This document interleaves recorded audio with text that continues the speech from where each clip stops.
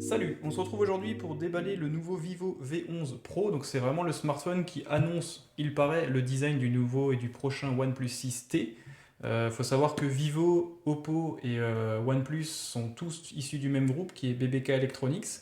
Donc selon les dernières fuites qu'on a pu voir sur internet concernant le OnePlus 6T, il aura clairement ce design et il faut savoir que Vivo a déjà partagé plusieurs châssis avec OnePlus, notamment le OnePlus 6 qui partage exactement les mêmes dimensions et le même écran que le Oppo R15 Pro. Donc voilà, donc ça se réitère sur ce modèle-là. Donc vous avez en quelque sorte en avant-garde la présentation d'un OnePlus 6T, sachant qu'il y aura également la même encoche à ce niveau-là et le capteur d'empreinte sous l'écran, comme c'est le cas sur ce Vivo.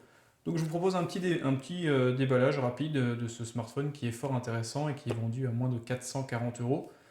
Disponible en France en plus, notamment dans certaines boutiques sur internet, pas encore dans des boutiques physiques, mais vous pouvez le commander en France en moins de 24 heures et c'est toujours très agréable d'avoir des smartphones un petit peu atypiques disponibles directement sur le territoire. Pour le déballage, c'est parti. Voilà, donc la boîte assez classique, on reconnaît immédiatement l'écran, la petite encoche qui sert uniquement à implanter l'appareil photo, un petit menton sur le bas, des bordures qui semblent être assez étroites.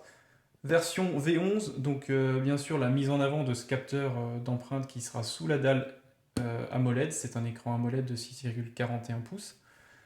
Qu'est-ce qu'on peut voir d'autre? Donc c'est une version dual SIM, on a quelques informations, encore une fois la pub pour ce capteur qui est sous l'écran.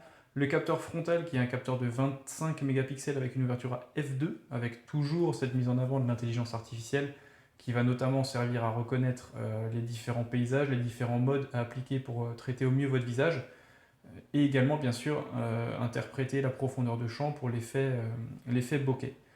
Et également une indication comme quoi il bénéficie de la fast charge. Donc c'est une couleur Starry Night, donc c'est un noir qui varie un peu vers le bleu. Ce serait reconnaissable à la version Twilight disponible sur le P20 et le P20 Pro, avec cette espèce de dégradé qu'on va voir tout de suite.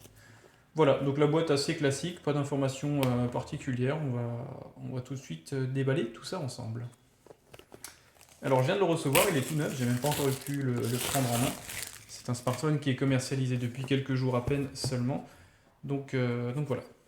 Donc au déballage, on se rend compte que la boîte est est un petit peu en relief, comme l'avait fait notamment Apple avec ses différentes boîtes d'iPhone. On a vraiment le sensor qui est en relief pour vraiment mettre en avant le côté novateur de cette nouvelle technique. On va essayer de l'ouvrir. Ah, il y a un petit... Alors, on va couper ça. Voilà, coupons. Hop.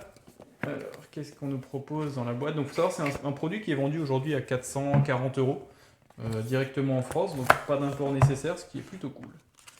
Qu'est-ce qu'on trouve directement au déballage? On trouve, eh bien, une petite notice avec un extracteur de SIM, quelques informations techniques, voilà, rien de particulier, rien de novateur pour cette gamme de prix et notamment cette origine de smartphone.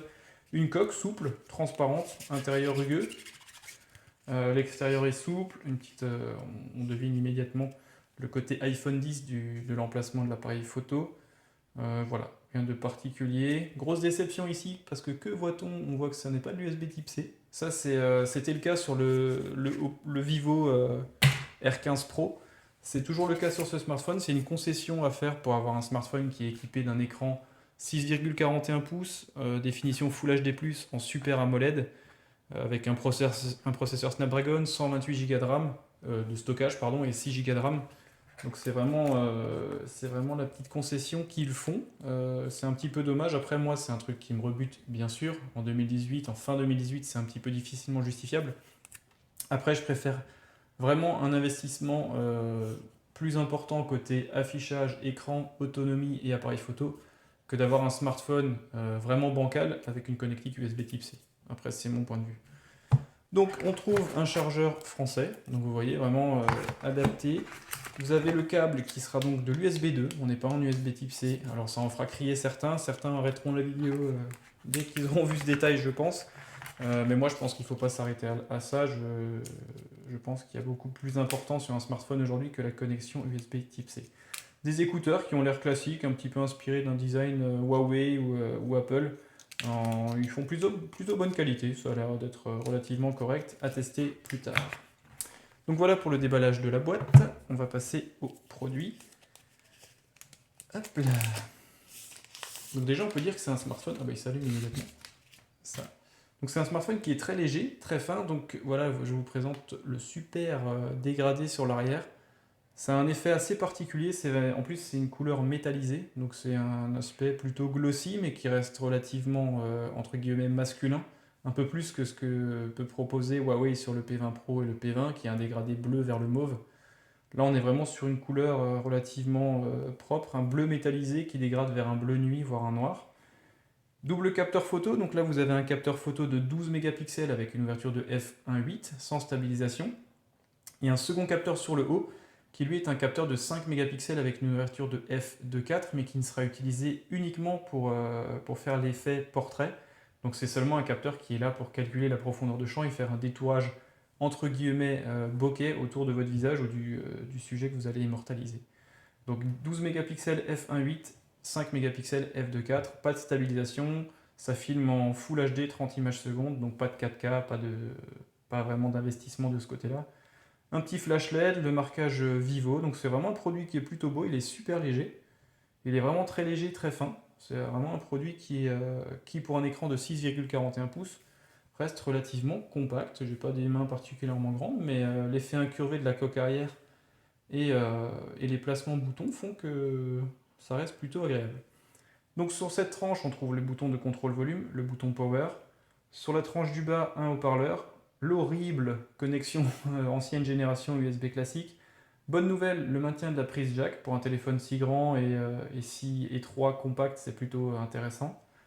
Sur l'autre tranche, on trouve un tiroir. Donc la bonne surprise, on peut mettre deux cartes nano SIM plus une carte micro SD. Donc il n'y a pas besoin de choisir entre sa ligne pro, perso et une extension de mémoire, sachant que vous avez 128 Go d'origine dedans. Vous pouvez mettre deux cartes SIM plus une micro SD. Sur le dessus, vous avez un micro extérieur et puis ce sera tout. Donc pour parler rapidement des specs, comme je vous l'ai évoqué avant, il y a un taux d'occupation de l'écran qui est de 85%, on est sur du 6,41 pouces en Full HD+, Super AMOLED. Donc Super AMOLED, ça veut dire des couleurs très pétantes, vraiment très punchy, avec des contrastes infinis, parce que comme je le rappelle systématiquement, la technologie AMOLED fait que les noirs sont affichés finalement par une absence d'alimentation électrique, donc c'est vraiment des noirs qui ne sont pas mesurables dans le sens où eh bien, il n'y a simplement rien.